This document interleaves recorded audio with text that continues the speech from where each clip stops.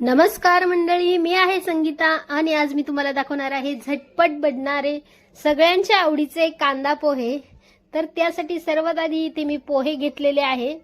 पोहे स्वच्छ 2 पाण्याने धुवून घ्यायचे आहे।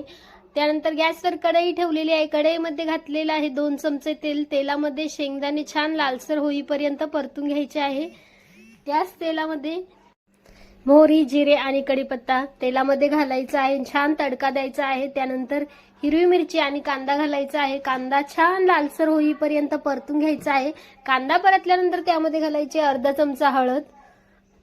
त्यानंतर भिजवलेले पोहे घाला आणि पोहेमध्ये चवीनुसार मीठ घाला। गॅसच्या मंद आचेवरती 5 मिनिटे पोहे छान शिजवून घ्या। त्यानंतर घाला भरपूर अशी हिरवीगार कोथिंबीर आणि तळलेले शेंगदाणे। तयार आहे आपले झटपट बनणारे पोहे।